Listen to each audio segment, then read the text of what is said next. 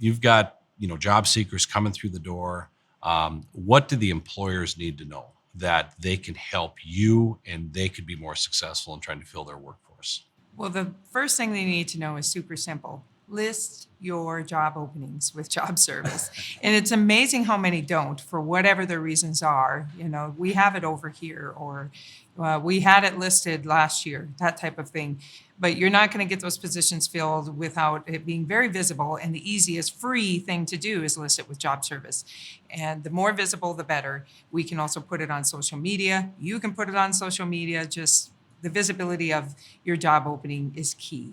And the ease for the person to apply helps. Now, it depends on the position. Some of those positions, that they're pretty high-level positions, require a lot of steps and might take you 3 hours to apply. Makes sense. Some of these more entry-level positions is a real turn-off to people if they have to do a 2-hour application to not really even know much about the wages or any of that. They're just not going to apply.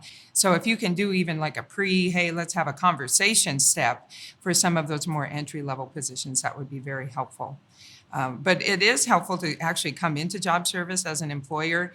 And when you come in, not only are you meeting with our business services folks, but our employment advisors, once they talk with you, they may have somebody in mind right there that, hey, they were in here earlier and referred to you. So those relationship building is helpful if you have time to stop in and we can kind of connect the dots. I think that's great.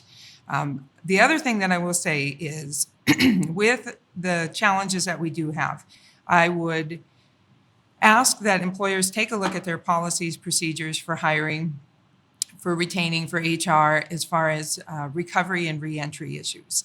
Oftentimes, companies that have very rigid, nope, we don't handle those problems. If you have any pending issues, we don't even look at you, are the ones that are really screaming, we can't get any help.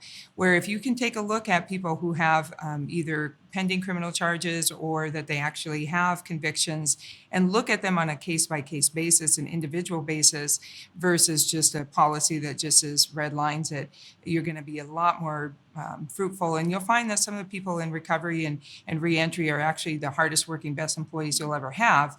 But if you have very rigid policies that just keep them out, or if you have somebody that's already working for you that stumbles and is struggling with substance abuse or something of that nature, if you don't have a recovery friendly environment for them, or kind of handle it in a nope, you're out policy type of way, then you end up shorthanded and potentially really losing a great candidate or a great employee that you had.